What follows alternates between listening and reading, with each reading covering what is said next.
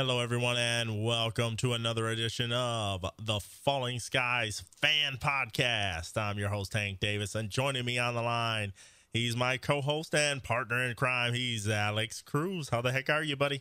Oh, hey, it's been almost a whole year, but hey, can't complain.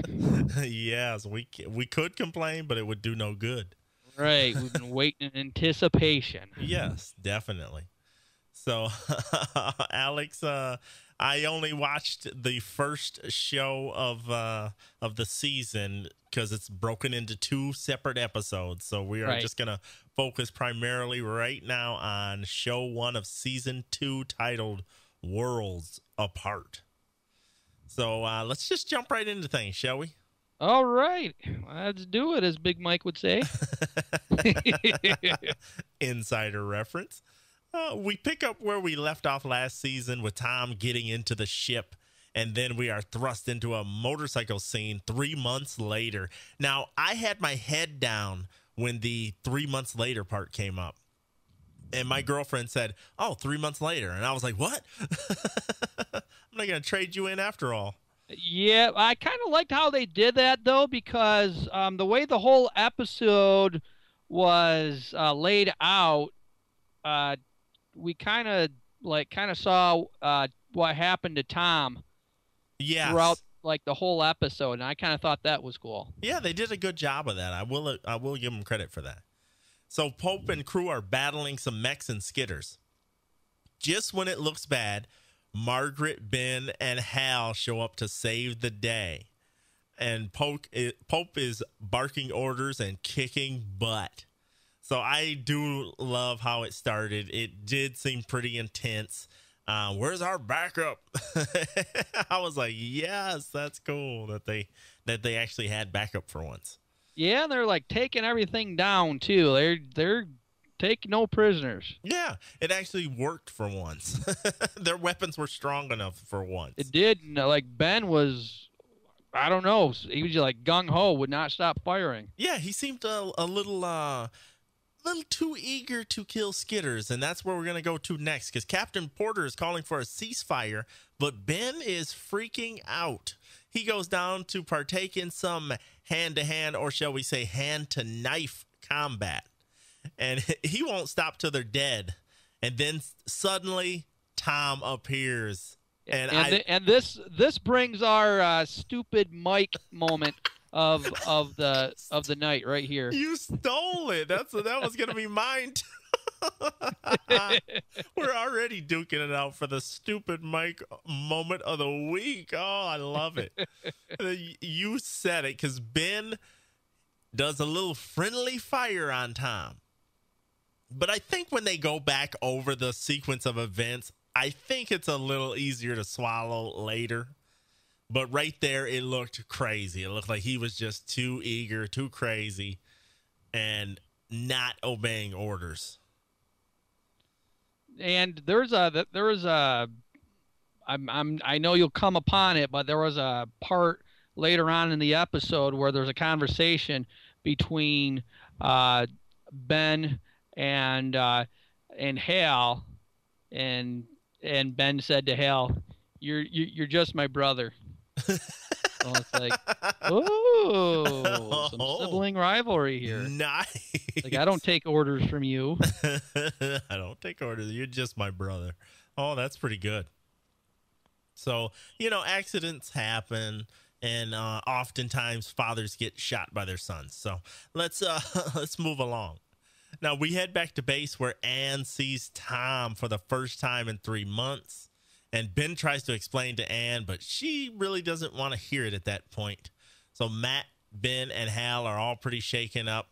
So Captain Porter, I love how he moves them out of the room, man. He's just always in command, isn't he? Oh, yeah. Get your little butts out of here. No, not that stern, but he did shoo them out. And again, we kind of see that one thing about Porter I like. He's got a soft interior, but a hard shell. Yes, he does. Almost like a M&M. He is really sentimental, if you really think about it.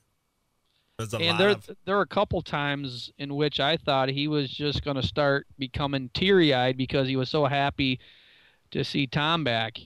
yeah, I would be too. Leading that ragtag group, I would be extremely happy to see Tom.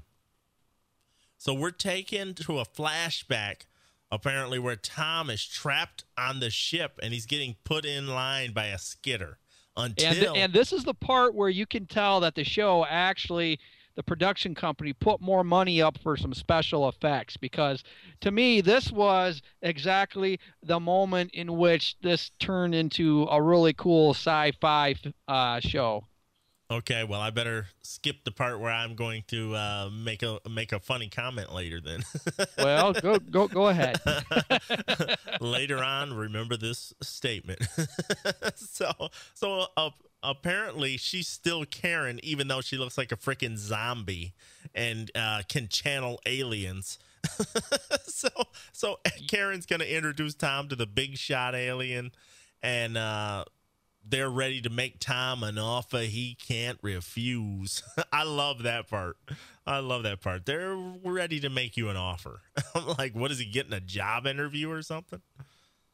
Yeah. I really don't know.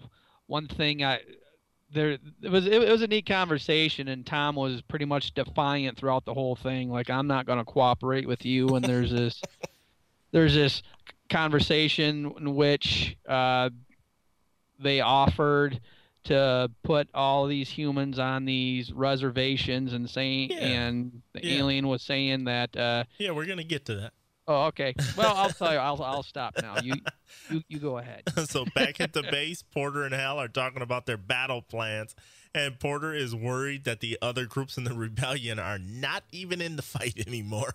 So he's kind of like, well, where did they go? I don't even know. I'm not even sure they're still out there, which, I mean, with the lack of communication, you would have to say you couldn't, you would definitely think the same thing, I would assume. Yeah, definitely possible. Because it's starting to sound like, okay, maybe we're on our own. Yeah. So Anne finally leaves Tom's side to get some air, and Tom has another flashback dream sequence. So Karen says that they know Tom is a historian, and I just start erupting into laughter on my couch because I'm thinking of Bob Newhart and the librarian. and the Guardian is kind of telling them, kind of giving him a history lesson. It's like, you don't need to tell me all of this. I know our past, and we're not too proud of our past. I love it too, because it's like, just an awesome sequence of two intelligent beings kind of, having a pissing match almost. Oh, yeah, that's exactly what it was. So Karen is now the voice of the big, poorly CG'd alien. I'm sorry, but that alien's shape is ridiculous to me. I'm sorry. Yeah, but I kind of like his ship, though. The ship is awesome. And it was funny because a lot of it reminded me exactly of Battlestar Galactica, which, lo and behold, one of the producers was the producer of Battlestar Galactica. So I can really see that. And the next episode, there's another kind of thing that was similar to Battlestar Galactica that I won't get into until we discuss that. Okay. But I thought I liked that part where Karen was kind of speaking, or was allowing the alien to speak through her, I guess. Yeah, yes. I liked it as well. I'm just not keen on the big time aliens. Their little skinny shape is just really weird. So they're pretty much offering, the offer is, like you said, you already alluded to or said, that they want to put them in concentration camps, basically, and you'll be safe here. We won't kill you there.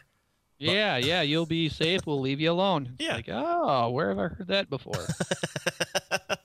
And we'll run some experiments on you. But other than that, we're going to annihilate your planet. How about that?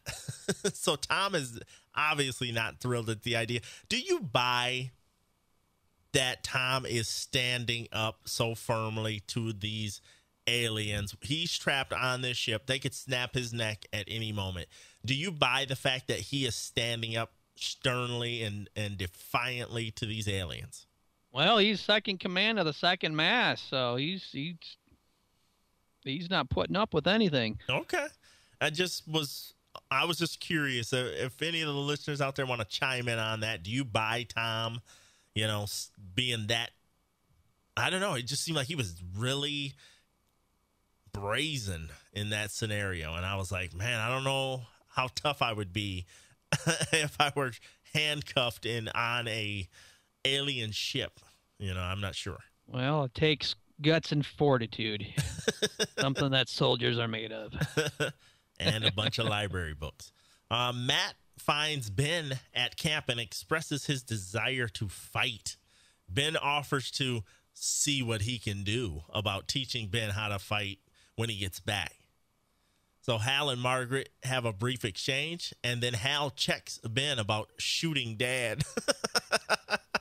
I told you to stop firing. I was like, oh boy, here we go. Yeah. And there's that the interlude I talked, the interaction between the two. That's like Ben is like, yeah, you know what? You're not Dad. You don't have to. You don't tell me what to do. Yeah, and with his super abilities, he just seems like he doesn't want to listen to anybody. Right. And if we back up just for a second, we see some more like flirtation between Hal and Margaret. Definitely. And so I think this is going to turn into something, but we're going to have that triangle start once Karen comes back. Now, do we know the age difference? The proposed age difference between Margaret and Hal? I'm gonna say, let's see. I mean, I would just be guessing, so I'm not sure. Listeners, I'm guessing 10 years max. Because I'm thinking she's a good deal older. Yeah, than him. Yeah. A decent deal, I should say. I'm saying 5 to 10 years. Okay. That's what I think. Hey, Hal. Awesome. So Pope, Hal, Margaret, and the group are getting into position when they seem to get ambushed and they lose their freaking truck. So that alien ship just drops I don't know what that is, a missile, a light missile on the truck and blows it to Kingdom Come. And then Pope kind of loses it and starts shooting his handgun at a ship. I was kind of confused by that one. There was a little confusion because you see this huge flash of white light after Pope did this, and it didn't really specify whether he had shot down one of the ships with his handgun, which I would have said no on that, but yeah. I think what that was another one of those bombs that was dropped by the alien spacecraft. Well, we haven't seen a handgun drop a ship since the Joker in the original Batman movie. Now that was a handgun. Wait to the second episode. Nice. Back at the base, Porter is hot about the failed mission, and he's wondering why they are a step behind, because it doesn't seem like those aliens just know everything they're going to do. So far. Mysteriously they do. Yeah. So they think that something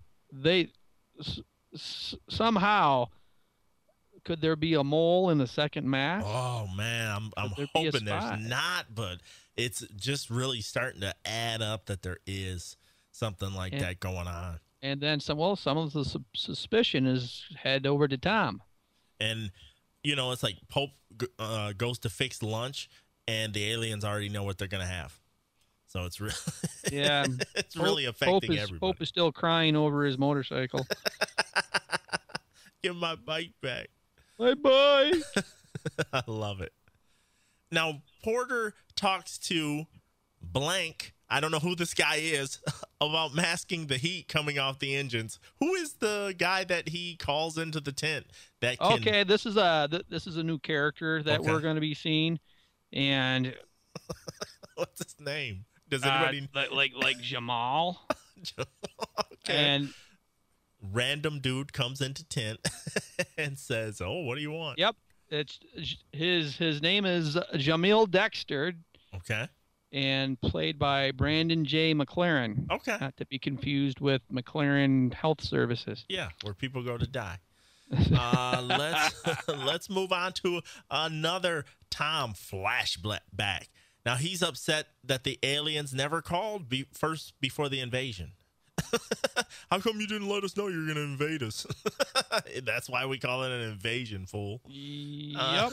Tom thinks that the aliens' advanced technology should have made them better than the humans. I was like, I would expect. With great power comes great responsibility. If you could come all the way across the universe, I would suspect that you would be better than we are. I was like, no, just faster. Yeah. So I really like that. So Tom tries to shake things up, and this is where it got interesting. So he friggin' takes that cattle prod, I want to say, from the skidder and zaps that head alien and then gets dropped by the skidder. But that was a cool scene where it looked like he was going to cause some serious mayhem on that ship for a second there. Yeah, that would have been something. Could have brought the whole ship down. That would have been cool. But I think the way they went was even better because they're getting dropped off by the ship, and you're thinking they're just going to let all these people go. No, there's a skidder and a mech waiting behind the ship, and they start killing all of them. Except, it's like Nazi style. Yeah, they mowed them down, and I think you hit the nail on the head. That's what they want you to think. And lo and behold, they killed every single one of them except for Tom, and then automatically they have a purpose for him. Oh yeah, they want him to deliver that message. Well, not only that, I don't want to spoil it for you for the second episode. Don't do it then. Don't but say it. That comes into play for the second episode. Okay. So I'm really curious about this whole, where this is leading, or how long is it going to take to build up? That's what I want to know. Yeah. I can't wait. I'm just curious to see if you and I are going to have a similar stupid Mike moment on the second episode. That was kind of weird. I bet you we will be right on. We're sharing one brain. Back at the base, Ben is teaching Matt how to shoot, and I think that gun was longer than Matt is. So Hal shows up, and he is not happy, but Ben's got the superhuman abilities now, and he just muscles Hal. And you know how embarrassing that would be? Yeah, to have your little brother take you down. Oh, buddy, I would not be too happy about that. Definitely not. Well, okay, ouch, Uncle. He basically had to back down. There's nothing he can do physically. Right. So back to another Tom flashback. Tom finds a bag full of money in a car and uses it for a fire. What was the relevance of that scene? Did you? Oh, that's well, you know what? Money's useless now. Money means nothing now, and so the only thing it's good for is to use to burn and get heat from. That was a lot of money, by the way. Yeah. So as Tom is walking, he hears some commotion. So they kind of skip ahead past that fire scene, which I thought was a little stilted, but okay, no big deal. And here's some commotion, and he jumps in to break it up because it's an older guy harassing a young girl, and there's an older woman laying on the ground dead, which I automatically assume is the young girl's mother, and we find out that that's correct. Right. But Tom stops him. And then his next action kind of shocked me a little bit because he's like, oh, let me take a look at your bike, her motorcycle. And she wasn't too ecstatic about that. No, she kind of freaked out. It's like, it's my bike. That's my bike. Get away from that, And she couldn't even pick it up. So I was, did you notice that part that she couldn't even, get it to stand up? Oh, yeah. So you could tell Mom was probably primarily the stronger of the two that got the bike up. Yeah. So that was weird. So the girl lets him use the motorcycle, but she wants Tom to bury her mother. And she had some other stipulations too, but that was the main one. Yeah, but at this point, she doesn't even kind of say that it is her mom. We won't No. find that out until like maybe a flashback later. Yeah, you're right. Because at that point, I have a question mark. She wants Tom to help bury her mother? Question mark. And I'm like, I wasn't sure. I was sitting there like, I'm pretty sure it is, but we'll see. And you're right. It turns out to be correct. Back at the base, Porter is interrupted by Ann. He wants to know what happened to Tom on the ship, and he also wants to know some fast facts about the alcoholic drink Scotch. Hey, you know anything about Scotch? I'm like, yes. Trivia. I'm like, here we go. Porter's going off the wagon. Alex, I'll take Scotch for 500. So I thought that was pretty hilarious. That you know anything about Scotch? Yes. Well, it's she knew a lot about Scotch, by the way. I don't know which one to be more disappointed in. I don't know. I was kind of pleasantly surprised by all that. Now, Porter blames himself about letting Tom get on that ship. If I would have never let him get on that ship. he's kind of wallowing in some self-pity. Well, but was it shocking to you that Ann kind of threw him a bone by making him feel better and saying, hey, you know, even though essentially you are blowing this war, you had no chance to stop Tom. You know what I mean? Yeah. She made him feel better. I'm just inserting my own joke there, but she didn't get sarcastic like I would have. So yeah, well, you know what? We're in a war situation, and if you want to bring your leader down, you know what? He's done a decent job. Yeah, he's done decent. They're underpowered. They don't have the weaponry they need. You know, not really. Right. Not really. They don't. So you said Jamal is the gentleman's name that's working on the. Yes. I put Mr. No Name has a plan to hide engine heat. So Jamal has a plan to hide engine heat, but just then Tom is coming too, and he's spouting a bunch of nonsense at this point. He's like something about Scotch. I don't know. So, you know, I thought it was kind of an interesting idea using fiberglass to hide the heat of the engines. Yes, but will that work? Are we going to find out? I don't know. I might have to try as soon as we get off here. Darn Skitter's got me. I'm screwed. Back to another Tom flashback. Now he's still traveling with the girl, and we get confirmation that the woman they buried was her mom, which at that point was no secret at that point. Was that when they were just getting into Boston? Yes. And she was like, that woman was my mom. We're like, okay, yeah, we knew that. Don't you like how quickly they got into Boston? Well, flashbacks, they kind of transcend time and space. Because didn't she state, the girl state, that they were hundreds of miles away? Or yes. Okay, and then all of a sudden, boom, they're, I don't know. I found that a little too hard to believe, especially, did he get there all on one tank? Impressive. Yeah, they have literally no resistance for hundreds of miles. No resistance. They're riding a bike with an engine, right? Unless the aliens just want them to get through, right? Well, I'm going to tend to agree with that. I think the aliens do want him to get through, so they're not going to put up any resistance to him at all. They're just like, go ahead. Just let him go. If you see a single motorcycle, 2 individuals, just let them go. Back at the base, Pope is complaining about his role in the group. I'm not the lead singer anymore. So Pope and Anthony have one of the funniest exchanges I've seen on this show. You are the Tonto to my Lone Ranger. Come on. That is awesome, dude. And he was like, what, did you forget that I killed your friend and stuff? I was sitting on the couch going, you know what? That's a writer making fun of the show itself, Yeah, well, I like how they went back and referred back to that moment, because I was rewatching, I don't know if you did, but I was rewatching some of those old episodes, and I think that was the second episode, if I remember correctly, where all that stuff happened. And I was like, at the time, how can Anthony ever forgive Pope for doing that? Yeah, thank you. And technically, technically, though, it wasn't Pope. It was Pope's brother that did that. And, of course, we know what happened to him in that episode, thanks to Maggie.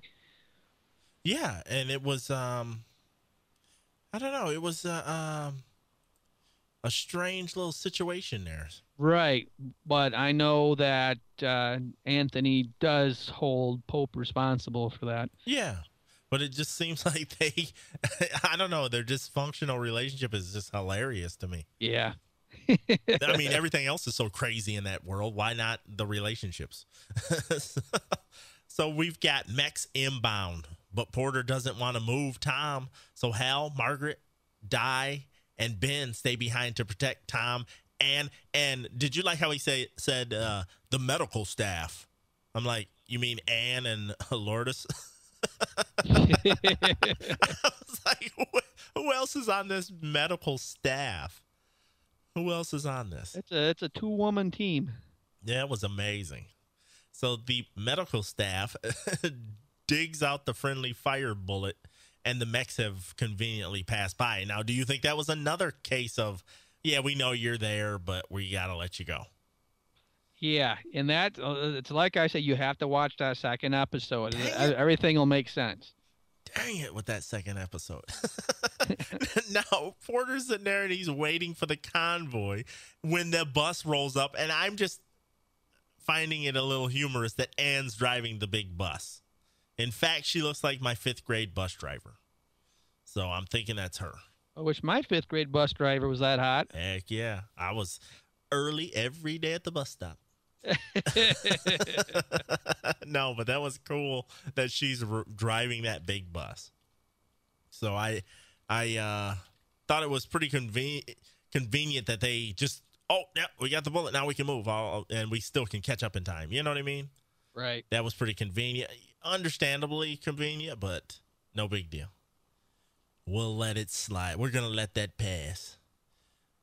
All right. Let's see. Where are we at now? It looks like there's one more flashback for dear old Tom. And this is where everything kind of comes full circle. Yes, I love this ending. Love it, love it, love it. So the girl takes off on the bike that at the beginning of this episode, we clearly seen she couldn't pick up if it tipped over. So was that interesting to anybody besides me? Hey, she got stronger. Over the last several weeks, I pumped iron. That's right. She was like, pump you up. So now we get to Tom's perspective leading up to the moment he gets shot. So it's awesome. So he had taken down a skidder and was behind the skidder. You know, Tom, very brazen since the beginning of this series. He has turned into like a Rambo-esque historian. He's the Rambo of the second mass. Yeah. So we see it makes a lot more sense at the end how Ben friendly fired his own dad. It makes way more we sense. get to relive the stupid Mike moment of the night. Oh, whoops. There was another guy behind him. Sorry. My bad. So amazing that we got it from that perspective. Very well shot, too. I thought that scene was shot incredibly well. So I've noticed that there's been, obviously several people have been writing for this series, but there's one guy that's been writing a lot, and maybe when he writes, maybe that's when things really get good. I don't know. We'll have to keep an eye on that. What's really neat about if you watch the episode live, well, we know the episode's not live, but as it's first shown, they have a show on the Falling Skies website, and it's hosted by Will Wheaton, and it's kind of like a Q&A with some of the actors and stuff, and it's cool. Live, so nice, and with some of the producers and the writers as well, and that I got a lot of insight about some of the series just by watching that last night. Nice. I like that. I'm gonna have to check that out then. I missed out this time, but next week I'll get to see that.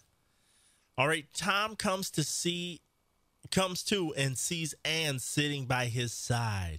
Tom lets Anne know that he didn't come back for just his kids. Oh, love is in the air, my friends. But with that gunshot wound, I think he's going to be sidelined for quite a while. Tom, And we kind of find out too. We've been missing a certain old guy. Don't say it. Don't. No, I'm kidding. Say it. And so she tells him about how many people they've lost in the 3 months, and it was like over 100 some people. And she stated that, you know what, I've worked on all these people and I'm starting to forget their faces. So in order to not do that, she put their pictures on the medicine chest, I guess that is. Yep. Looks like the medicine cabinet, and lo and behold, we had 2 pictures on there that at least one of them kind of shocked me. Yeah. It appears somebody wanted some more money for the second season or something. That's exactly what I thought. So, sorry, Uncle Scott, but you're cut. Yeah, another one bites the dust. Yeah, that had my agent couldn't get the deal done written all over it. Yeah. And so no more Robert Bruce Gray, who, if you're in Michigan, he lived in Saginaw for a while. Yeah.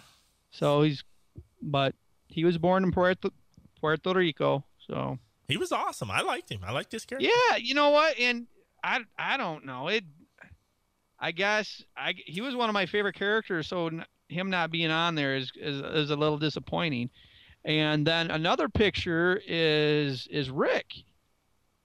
Yes. But something tells me though that I know for a fact we haven't seen the last of Rick. Awesome. And that's all I'm going to say. Awesome. Cool. So Tom tells Ben it's okay. You know, hey, it's okay you shot your dad. And then Matt and Hal joins the party.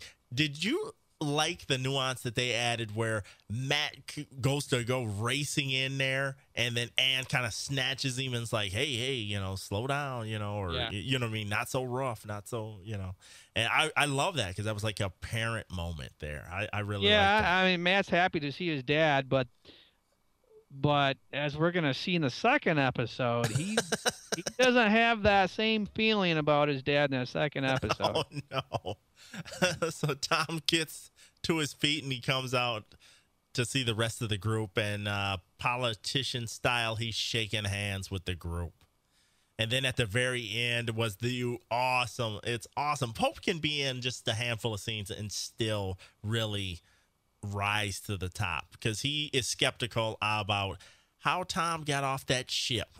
And then the way Porter starts to stare at Tom as we close out the show is just very powerful to me. I thought that was really powerful because he's like, Pope's in my ear. I think Pope he's almost taken on the persona of us, the audience, because that's exactly what we're thinking. Yes.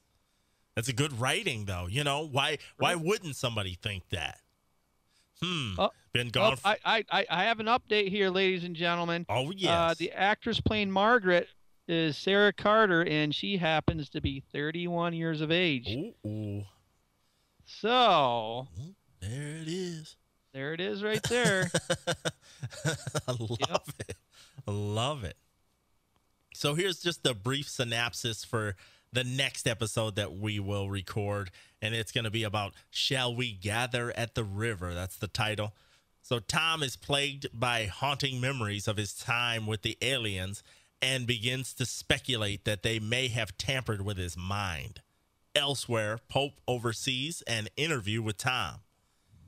Ben's hatred towards the Skitters escalates, and scouts discover a bridge. Ooh, you've already seen it. I have not seen it. Yeah, Alex, and one thing, I'm not going to spoil it, but you are going to see the grossest thing that you've ever seen on television. That's all I'm going to say. Oh, nice. Alex, what was your rating for this episode? If you had to rate this 1 to 10, what would you give this one? 1 to 10, I would easily be a 9 because I've missed it so much. Yes. And they introduced some really cool plot development, and there's still time missing from with Tom, and so there's that mistrust there among some of the second mass. So it's going to be interesting. I love it. Yes, I would say a strong 8. Maybe 8.5 for me. I really liked it wasn't perfect in any sense of the word. No, but it was a really well written episode. Yeah, there's no doubt about it. Just a couple of things, like I said, how nutty would you be, abandoned on a ship with a full of skitters and long, skinny, poorly CG'd aliens. Right. Right. So just a couple of things that I was just like, yeah, okay, I don't know about that, and I don't know about this, but other than that, that's just. I know one thing that I've really enjoyed over the last 10 months or so is that even though this first season ended, things were a little slow at first, but then as it got closer and closer to the season, we got to see the sneak peeks. And then there's this excellent app for the iPhone that, if I can plug that really quick, it has you can watch full episodes on there. You can there's two different comics you can read, and so it fills in a lot of story. There's a actor biography in there and a character biography. So there's a game you can play on there. And then not only that, but 2 weeks ago, Falling Skies came out on DVD and Blu-ray, and I did purchase the Blu-ray. And to see that in HD is just it's unbelievable. But it's like I stated earlier, I don't think we saw the true sci-fi elements until last night's show with episode 1, because we actually got to see the inside of the alien spacecraft. So I was really pumped for that. And one thing that you're gonna see at the end of the second episode is they're gonna show kind of a trailer as for the rest of the season. Nice, very nice. I think that this episode lets us see that this show is going to be a lot more polished this season than it was last. Yeah, and you know what? I kind of liken it to AMC's Walking Dead, because it does have a fan following. Yes, it does. Yes, I love it. Alex, anything else before we wrap this up, buddy? No. Like I said, for those of you out there, also on the website, for Falling Skies website, they do show the replay of the Q&A from that first episode of the second season. So if anybody gets a chance, go ahead and watch that. And if you haven't had a chance to pick up the DVD or Blu-ray yet, do so. They have a lot of neat behind-the-scenes stuff on there as well. And plus, some of the episodes are a little bit longer with some new scenes on there. Very nice. All right, folks, I think that's going to do it for this edition of the Falling Skies Fan Podcast.